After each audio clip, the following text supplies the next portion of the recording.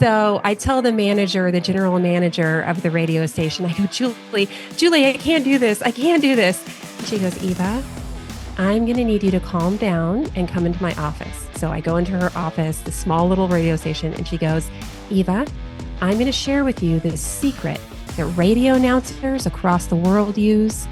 Opera singers use this, famous actors and actresses, and it will help you reduce your nerves. And so I'm thinking like, well, what is this going to be? And she reaches in her desk drawer and she tosses me a package of Lay's potato chips, like yellow bag Lay's potato chips. When you're driven, the need to accomplish a goal is relentless. Hard work and ambition compel you to do whatever's necessary. In my work as a personal injury trial lawyer for 18 years, it's common to meet driven people. Those with drive can have different personalities, careers, or backgrounds, but they possess one common factor. Despite their passions, driven people want to surround and motivate themselves with other driven people. If you want to learn how to overcome obstacles by learning from others, then tune in here. This is the Driven Crowd Podcast.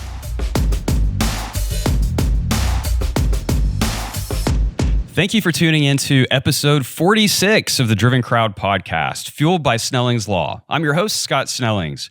My guest today is the founder and owner of The Speak Shop, Eva Daniel. The Speak Shop is a speaker coaching business that helps thought leaders develop and deliver compelling content, including speeches, presentations, and podcasts. Before starting her business, Eva spent years owning her public speaking and content generation skills, including working as senior producer for Focus on the Family and senior speechwriter for Dave Ramsey and his team. Eva, welcome to the Driven Crowd Podcast. Thanks so much for having me on today. This is fun. Absolutely. I've been really excited about this one, and I want to start off with the fear of public speaking. We all know that that's one of the greatest fears in human beings. And so let me ask you, did you ever struggle with that fear, or did you just come out of the womb loving to talk to big crowds of people? Well, a little of both. I think that my parents are amazed I've managed to make a career talking about talking.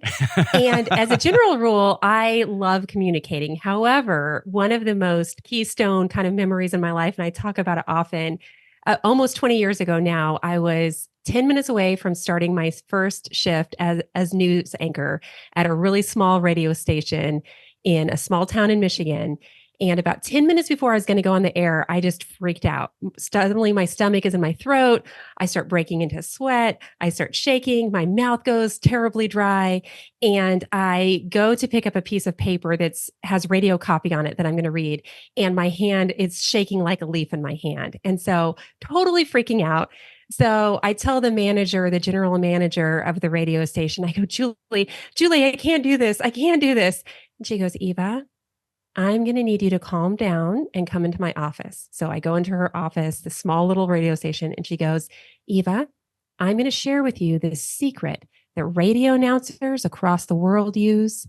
Opera singers use this, famous actors and actresses, and it will help you reduce your nerves. And so I'm thinking like, well, what is this going to be? And she reaches in her desk drawer and she tosses me a package of Lay's potato chips, like yellow bag Lay's potato chips. And I go, what? And she goes, no, really, it's true. The salt eats away at the phlegm in your throat. The oil lubricates your throat and the grease settles your stomach. And she goes, just eat a bag of these every time before you go on the air. And so, not kidding you, Scott, for the next 2 years, every single time before I got on the air, I ate potato chips. And even now, before I speak, I'll just slam a packet of potato chips. So if anybody listening and they want just a quick tip to help reduce nerves, eat some potato chips. But I have struggled with nerves. I think so much for so many people, it's a mindset thing and really developing some of those perspectives of even how you're viewing public speaking to help you start overcoming some of those nerves.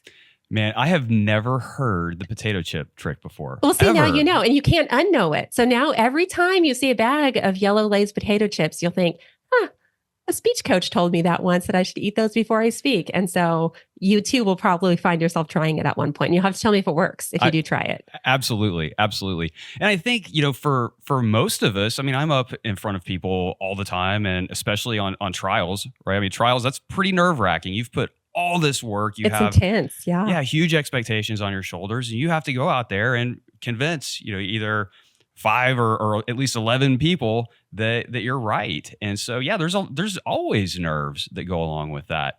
I think how you deal with it is huge. But I can guarantee you, I will now have a pack of potato chips, always There you readily go. accessible. So tell me this, how did you end up in the speaking world? Yeah, so I am one of those. I was as a kid, I always loved writing, and even in high school, I was in I was in theater, and just the very end of high school, I was on a speech team.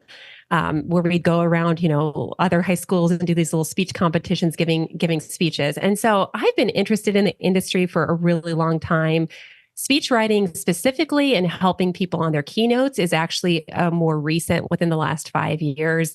I have a deep background and love for radio. I always say radio is my first professional love. I love radio and podcasting. And the thing I love about the industry that I'm in is I love stories. I love storytelling. I love helping people tell better stories. I believe that stories are really what help distinguish us as individuals within our companies, within our industries, but also stories are really what changes the world ultimately. So I love storytelling and I love helping people tell their stories in a compelling way.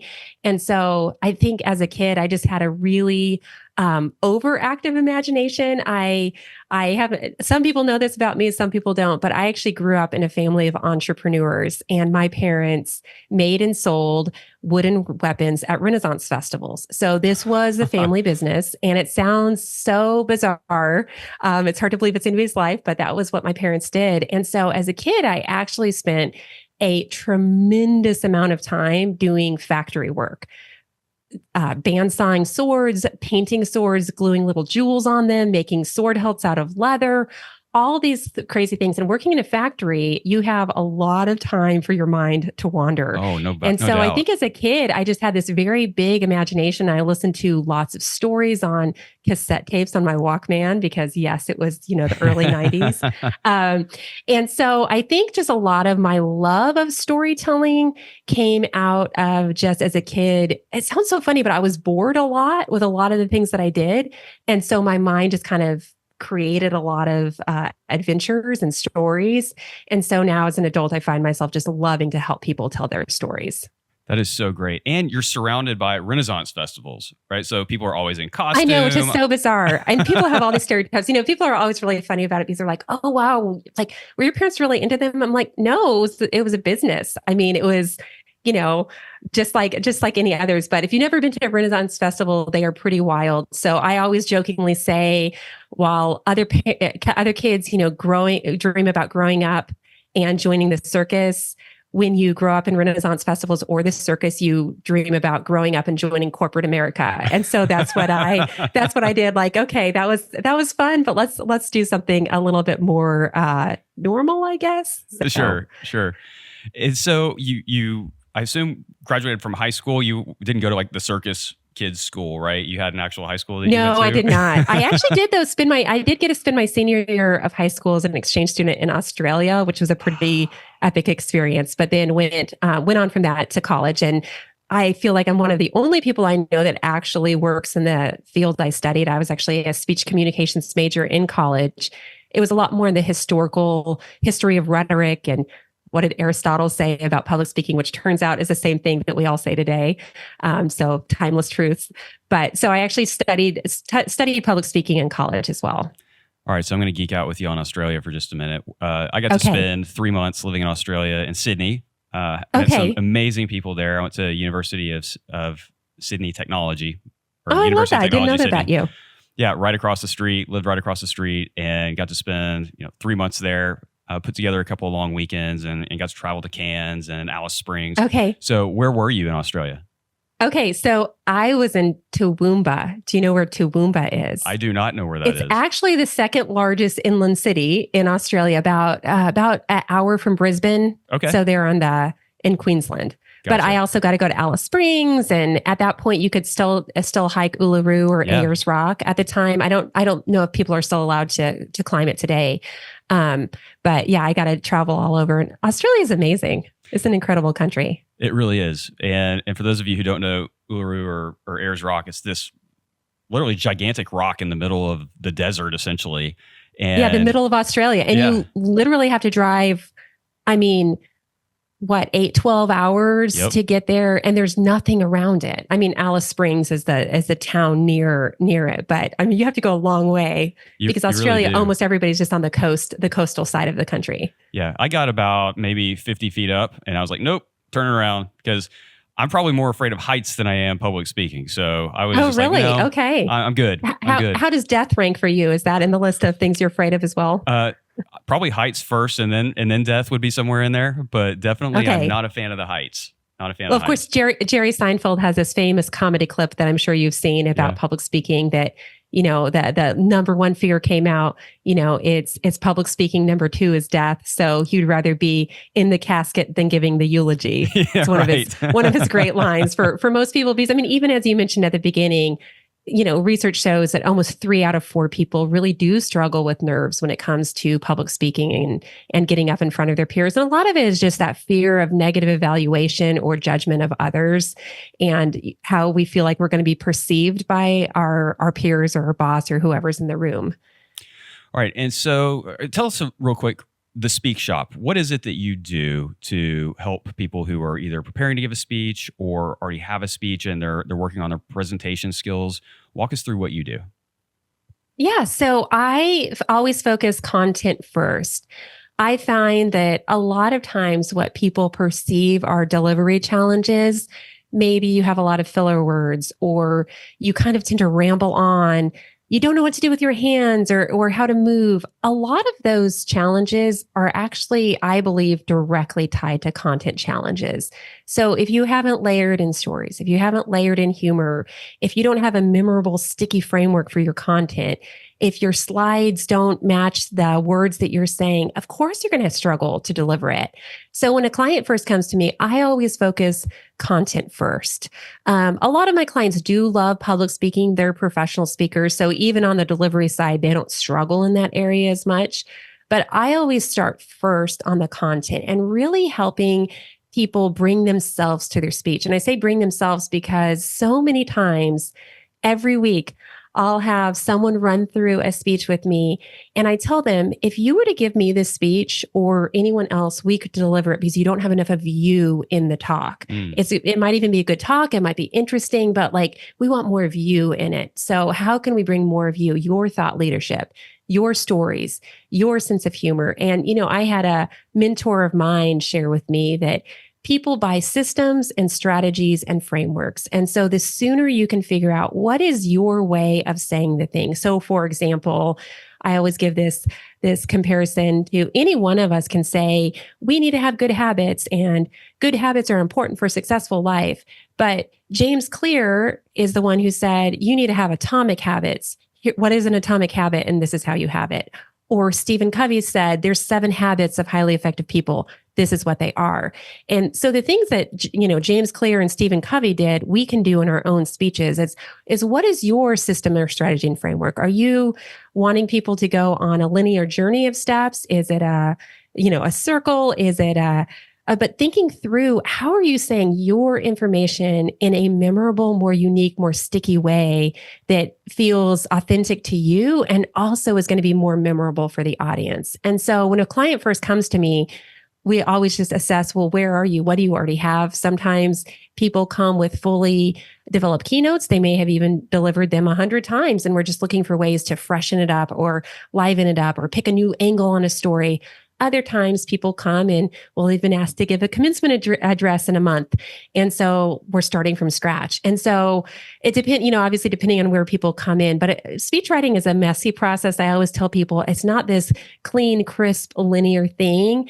It's a lot of brainstorming. It's a lot of figuring out your point and clarifying your point and kill your darlings, cutting away some of the content that you love that doesn't drive this point of your speech forward.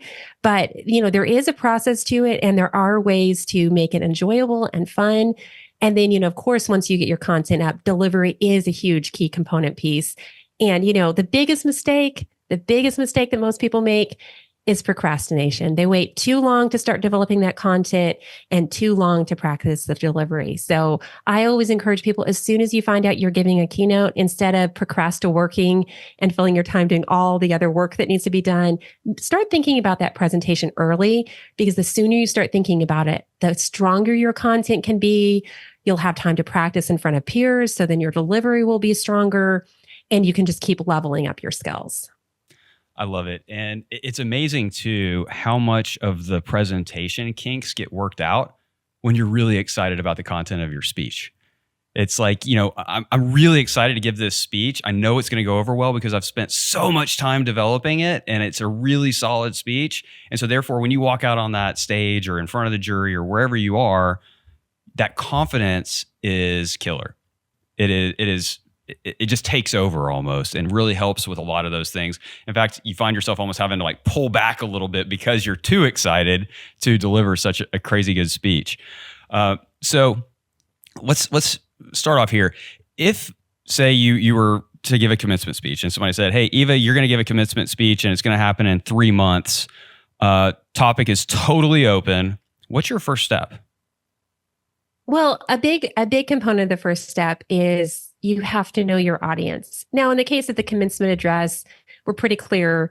But I mean, we still need to, okay, is it high school students? Is it college students? What kind of university or college is it? How long do you have to speak? Who is speaking before you? Who is speaking after you? So all of those things, obviously, just the logistic questions are kind of like ground zero. You need to know those pieces before you even begin. But then I always encourage people, start brainstorming, whether your style is a giant whiteboard in your office, if you want to do it on paper, an open Word document or Google Doc, but start just brainstorming and thinking through, okay, when I think about, let's just say in this case, it's a commencement address for a college or university instead of, a high school ceremony. Well, thinking through like, okay, knowing what I know about my having lived as an adult for however long post-college, 10, 15, 30, 40 years, what do I want this next generation of people to know? And just start brainstorming. And I always tell people there are no bad ideas in a brainstorm. Just because you have written that idea on your brainstorming board doesn't mean you have to use it. So I just want you over the series of, sometimes depending on, in this case, if you did have 3 months, more than likely you'd come back to this brainstorming 2, 3, 4 times, but you just start listing out things like, oh, that story of my first job out of college, that'd be a great one to share. And like, oh, that Taylor Swift song lyrics that just ties in here. And, oh, that Peter Drucker quote that's fantastic. And, oh, I love that story about Walt Disney. We'll just brainstorm all of those things that come to mind. And that's really your first step. And you might do that 2 or 3 times.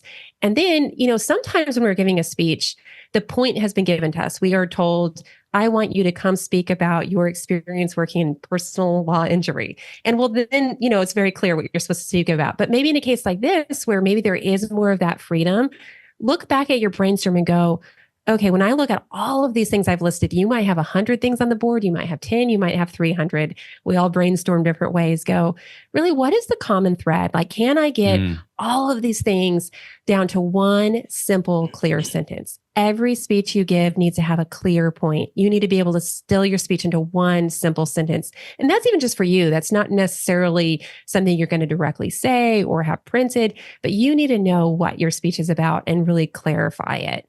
And then from there, it's really figuring out like, okay, knowing that's the point, what on this board no longer matches that point.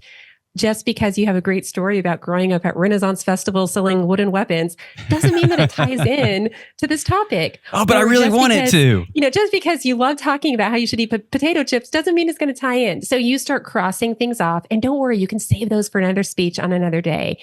And then you start looking at it and going, okay, so you're going to kill some of those darlings. William Faulkner famously said, when writing a novel, you have to kill your darlings, which means some of your favorite characters won't make it to the last pages of the book. Some characters will die off.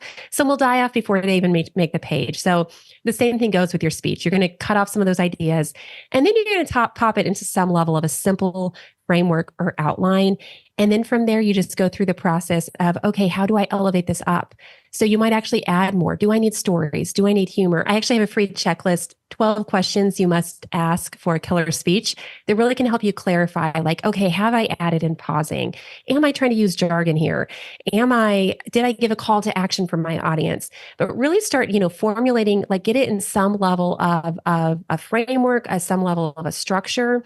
And then from there, just how can I make this better? And then one of the biggest pieces that I always tell people is on the content side is you have to pick a date where you stop working on the content. You stop tweaking the content, tweaking the slides. I have clients come to me all of the time that are still working on things, the last hour before. I'm like, no, you have to pick a point where you're like, I'm stopping the content and I'm shifting my energy over to working on the delivery. And also having, of course, hopefully that flexibility to feed off the energy of the room or impromptu, off of maybe something that happens prior to you. One of my friends shared, he gave a speech just this morning and he said right before his speech, a fire alarm went off.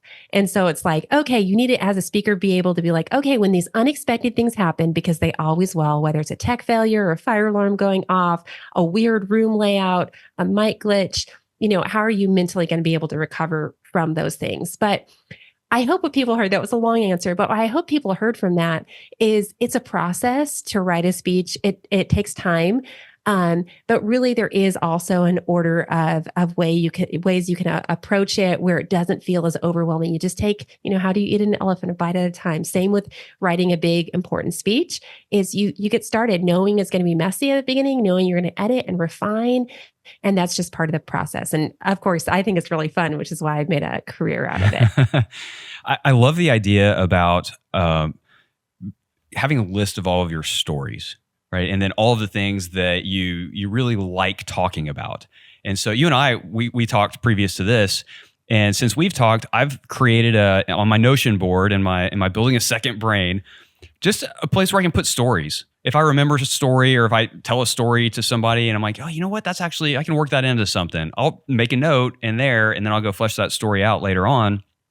But it's great because you're not starting with this blinking cursor on a blank page.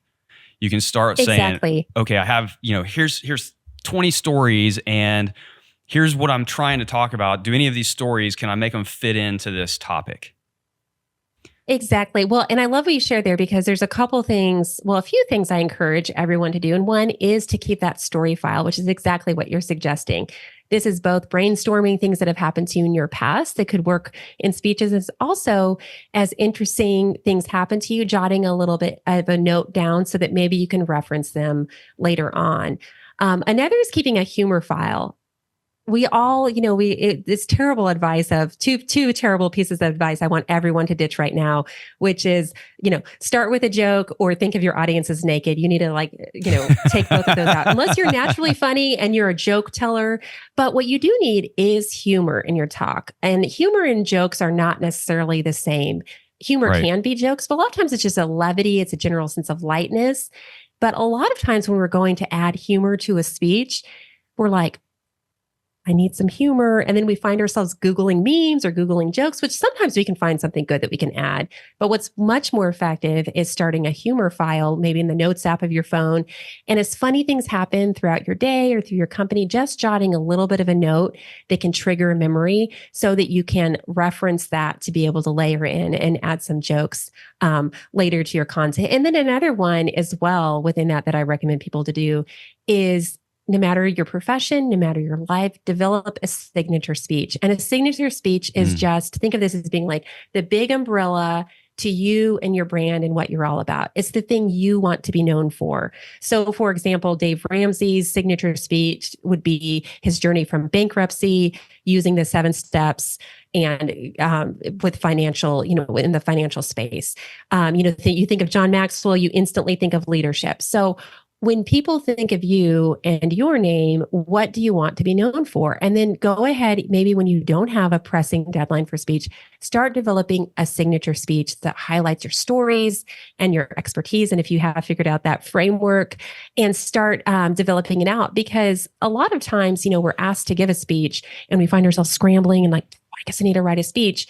But sometimes some of the circumstances we could, especially if it's a situation where someone comes to ask us to talk about our leadership or experience in the industry, if you already had a speech dialed in that you're known for, you could just pick it up and dust it off and maybe swap out 20% to tailor it to the specific audience you're speaking to, but you don't have to start from scratch every time. And I think that's the most intimidating part, right? Is starting from scratch. If you already have a speech that you know works and you can borrow at least some of it as a starting point, even if you don't end up using the part that you borrow, at least it's something to get you going and get over that writer's block, right? Exactly. It feels less overwhelming. Like, well, I'll do my potato chips open and I'll talk about wooden weapons over here, whatever your pieces of your story are. All right. So you mentioned a couple of cringeworthy things, the picturing the audience naked and always starting with a joke. What are some other things that you hear and it just makes you want to pull your hair out? Oh, okay. So a big pet peeve of mine. Now you got me on my soapbox. I'm not gonna lie. Pull it out and step on up. Come on. One of my least favorite things is forced audience participation. Now, I love audience participation. And when audience participation is done well, it is amazing. And I believe most dynamic speakers have learned how to leverage and authentically use audience participation in a way that is lively and exciting. However, a lot of audience participation that's forced is terrible. Turn to the person next to you and say, whatever, stand up and give a high five. Whatever the thing is, you don't want your audience to feel like it's gimmicky or it's forced or asking them to do something that they don't really want to do. Instead, ideally, you'll have figured out a way to layer authentic audience participation in. Maybe that's through a Q&A, but never end your talk on a Q&A, but maybe it's Q&A early in your talk. Maybe you use an interactive poll. Maybe you bring somebody on the stage with you and interact with them. Maybe you go down into the audience and interact with people. Maybe you have a giveaway. Maybe you have, some other fun elements, but don't do it in a way that's forced. So that's a big one. I see that I can't tell you how many times I've just seen it flop. Another one that I feel like can really train wreck speakers is they haven't really thought through or experienced the room logistics enough ahead of time before speaking. So anytime you have the chance, go and scope out the room. Are there cords you could trip over? Wow, is there a big flight of stairs with no railing and you're wearing heels? Okay, have you used that kind of microphone before? Maybe you've always used a handheld and this time you're using a lapel. Or maybe you're using a lapel mic and now you have to hold a hand mic. Or, how is the technology working? But just going in the room early and doing those checks ahead of time. I mean, I'm sure you witness these as well of the speaker that just gets really, really flustered. And then another one just kind of within that is I see speakers get really flustered and they haven't really expected that things would go wrong. Things always go wrong. Always. With speaking all of the time they go wrong. So instead of allowing yourself to get flustered as much as you can, having a relaxed sense of humor and also having a few pocket lines or pocket jokes. They don't have to be overly amazing or funny, but you can pull those out if something goes wrong. So for me, for example, I get most flustered around technology. I'm not the most tech savvy person. Full confession, before this podcast started, you're like, we can't hear you. We can't hear. Well, I didn't have my mic turned on. Like that would help. My mic being on would have helped the beginning of this podcast. And so just as a general rule, I'm not the most tech savvy person. So when I go to speak and give presentations, I can feel a little intimidated. Is the sound of the video going to work? Am I going to be able to get my slides, where I'm able to see my speaker notes, whatever the scenario is. And so I've learned if I just have a few pocket jokes around technology, it can help. So I have 4 children. And so I just have decided, well, anytime I have a tech flop, I'll just say a line, something along the lines of, well, I guess my technology, like my 4 kids, just doesn't want to listen to me today. It's not overly funny, but it shows a self-awareness of the situation. It shows I'm not getting upset.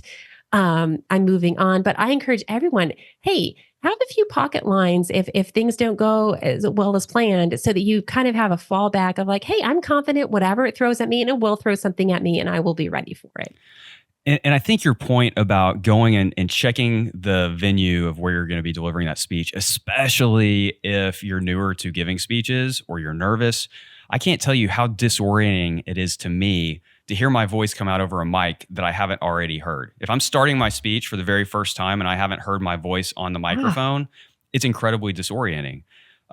Post COVID, we had our first trial, or our first trial post COVID. In the courtroom, it looked like a very disjointed hockey rink. They had the plexiglass up to keep us separate from the jurors and from the judge and the bailiff. Well, so what they did is they had this kind of cutout for the Elmo, which is like the overhead screen projector, right? You put a piece of paper on it and it projects it up on the screen. Well, that was completely boxed in by plexiglass. And so the very first time I went to ask a question, I had this echo and I had a microphone and it just made this terrible noise and completely flustered me because I was like, what just happened? And everybody's looking at me like, what? Why is he acting that way? Because I hadn't thoroughly gone through every single part of that area and I wasn't expecting it to sound like that. Yeah, exactly. Well, and one of my clients the other day was sharing how she went to speak and she was wearing heels, and the stage, for whatever reason, the stage design, it had a chandelier, but like a pretty low hanging chandelier where basically she had to stand kind of awkwardly, or like she kept hitting her head on the chandelier. But and she even shared, like, gosh, if I just got into the room a little bit earlier. And sometimes it's not always the option to do that, but anytime it is, especially, let's say, a lot of people listening, they're not giving these big speeches on big stages. A lot of times speeches, you're giving your, latest, Q2 marketing numbers to a team of 6 to 10 people in a conference room at work. Well, go to the conference room the day before, run through your presentation then or that morning, just get familiar with the space that you're presenting in, especially if you are presenting in just in a workplace situation, but especially if you are speaking at a bigger event. And so what tips would you give someone who is preparing for their very first speech, whether it's, going through Q2 numbers and they're really nervous about standing up in front of people? And let's just say they have plenty of time to deliver this. What seminal tips would you give them to prepare for their very first time out and standing up in front of people?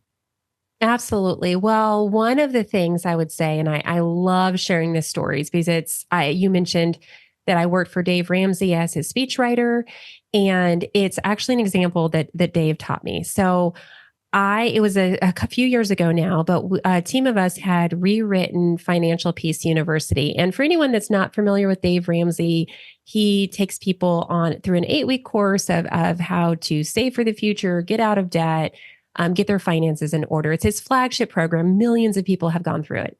And so this is literally, Andy has a 3-hour daily talk show. So this is literally content that he has delivered hundreds and thousands of times. And although we had some freshened, stats and a few updates, and we were mainly kind of refilming it for staging and just making it feel a little more modern. Right. This is content he knows really well. And so it's a few days before that we're filming it. And he stops by my desk and he goes, "Hey, Eva, I need you to come down. I'm going to run through my content." And so he had grabbed me and a few other people, and he proceeded to practice his content. Now, I thought, naively, I thought we'd be spending 30 minutes running through it.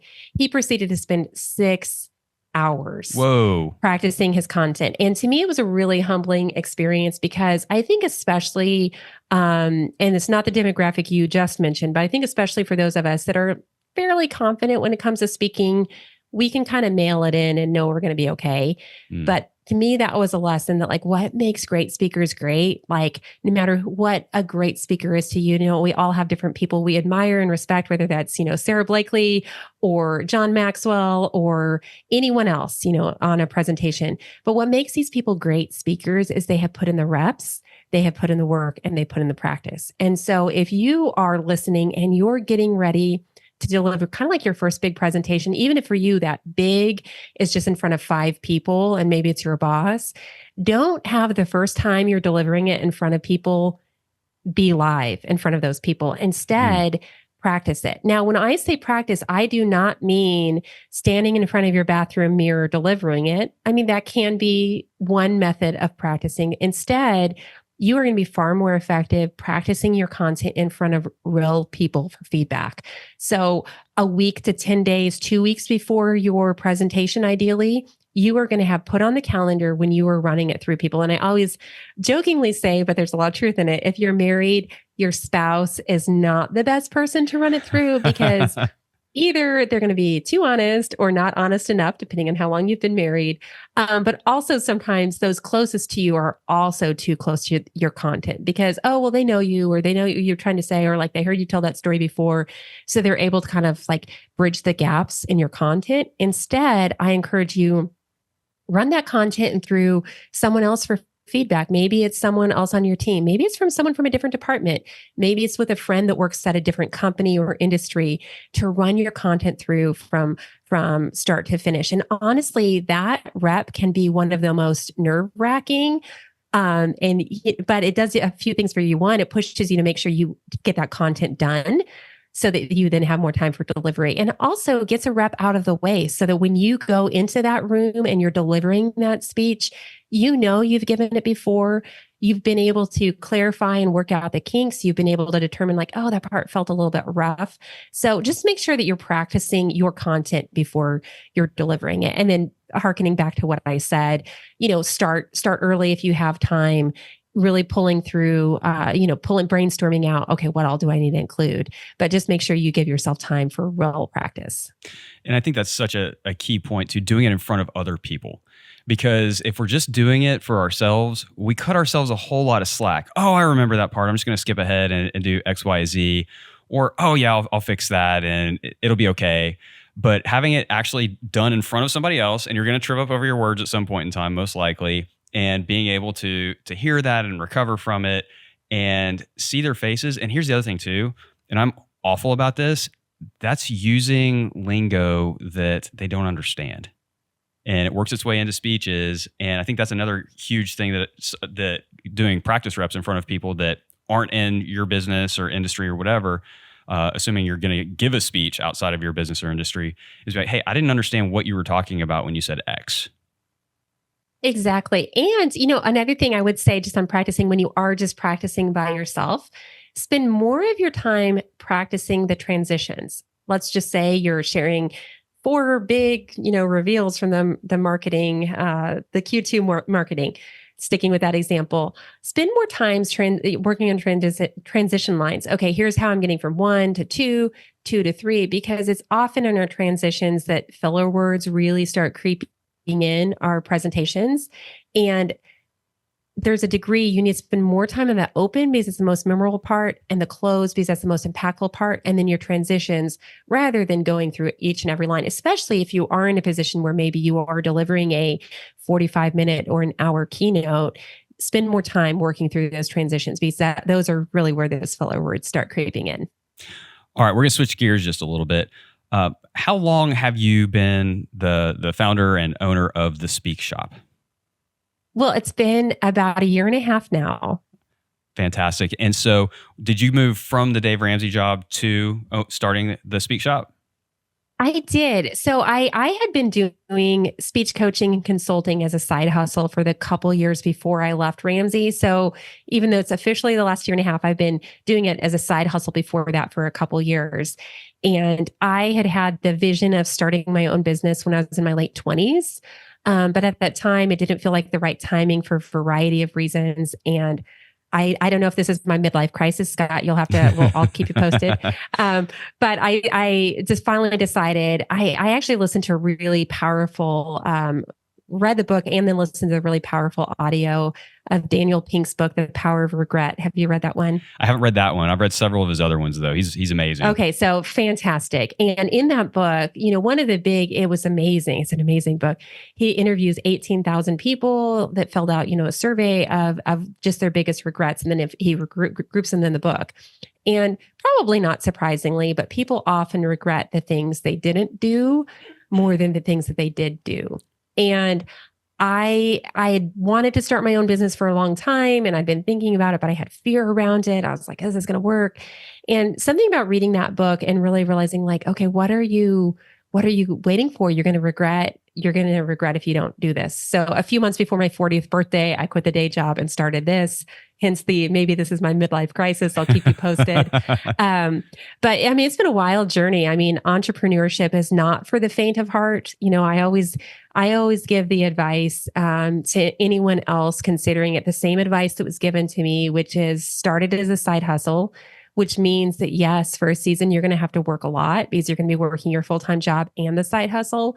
But doing it as a side hustle can help you realize like, okay, do I think I can make money doing this? And then I was given the advice, try to get your side hustle where you're making half your income, because at that point, if you jumped, you could probably make it if you took it full time. And I had one month where I made half my income, and I'm like, let's jump. Maybe a little rash because like I said, I have 4 kids and my husband's actually a stay-at-home dad, so it was definitely a bold move. We had wow, yeah, I'd say so. We had 3 months of savings, and I knew I had $3,000 a month coming in for 2 months.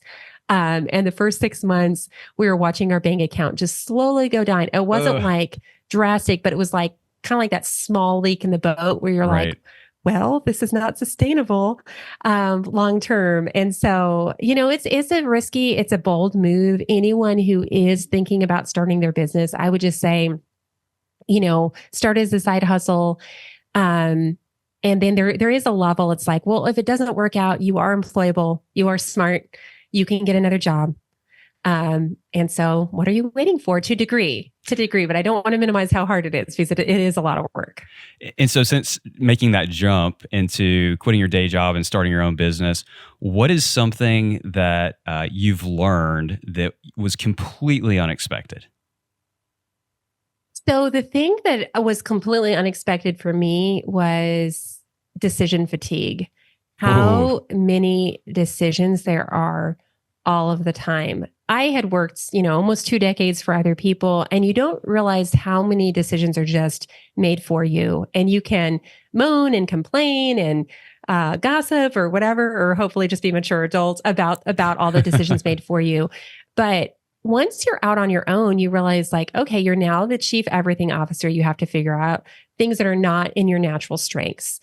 Marketing and sales and finances and whatever, or maybe you're in the financial space and it's communication and creating content. I don't know. Right. But you realize just how many hats you have to wear. And I think that that's really hard. And just, the decision fatigue. And, even now I struggle, and I've been struggling some this year with it, because when you work for somebody else, it's always really clear what that next thing you're pushing towards. Maybe it's, if nothing else, at least a raise next year. Maybe it's a title, maybe it's, a better title, more money, but it's like the rungs are really clear on the ladder, and you kind of, whatever company you're at, you either see growth there, or you're like, maybe I need to go to another company, but just the rules are really clear. And when you launch out on your own, you realize the rules kind of went out the window, and you have to do a lot more of I think what is the hard work of figuring out more vision for your life, who you want to be, how much you want to grow, what way you want to grow. Can you grow? Is there a market for it? There's just so many more decisions all of the time about how you choose to spend your time and what you're doing with it and how you're growing. I mean, that's been my finding. Has it been the same for you? Because, you're 100%. A serial entrepreneur over here, I feel like. I will go home and Sarah, my wife, will say, okay, so how was today? I was, it was great. She's like, what'd you do? I was like, well, I made a whole lot of decisions today. That's what I did. And I'm exhausted, absolutely exhausted. All right, the flip side of that same coin, what have you found to be super enjoyable that you weren't expecting? That's a great question. Well, I think for me, one thing I just love about what I do is just the variety of topics. And just, I shared earlier how much I love storytelling and sharing people's stories and hearing people's stories. But, in any given week, I can hear a speech on, new advancements in cybersecurity, to a presentation on, charitable gift annuities and unit trusts, to an inspirational keynote on leadership and how to create a great company culture, to, a heartbreaking story about, sexual assault. And it can just be this wide range of topics. And I love learning about people. I love just learning about so many people and so many topics. And I love the way, I think that one thing that has surprised me is just this sounds basic, but just how resilient people are with the things they have overcome in their lives. And I think that I just am continually reminded by that from a lot of the clients I work with, of just hearing people's stories, what they've overcome, and now their just eagerness to share that with other people through the form of speeches it's been really fun. Yeah, that is awesome. All right, final question. Ask this of every podcast guest. Give me your top 3 books. Nonfiction, fiction, doesn't matter.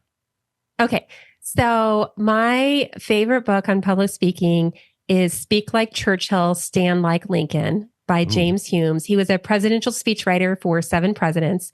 And what I love about this book is he lists out just the 21 secrets of powerful speakers. And he does it in a way that's just really easy to read and easy to apply. So I love that book on public speaking. That's a big one. Gosh, two other ones. I would say from a personal level, I mentioned The Power of Regret by Daniel Pink, but that one was just really impactful on my own life. And then I'm a big Gretchen Rubin fan. I love pretty much all of her books. Her last one, Life in 5 Senses, was one of my favorite reads of last year, partly because it really helped even expand how I think about sharing stories of like, our 5 senses and she has a lot of interesting insight in there about what's your neglected sense. Mine is a sense of smell. So since then I'm going to try to like, I should smell more nice things. But she has a lot of really like neat content in there as well. So if you wanted me to be a little more industry specific, I could give more public speaking books, but that's off the top those of my are 3 head. great ones. Those are getting added to the list for sure. So Eva, thank you so much for being here. It has been an absolute pleasure. And for all of those listening, thank you so much for joining the Driven Crowd podcast, and we'll talk to you next time.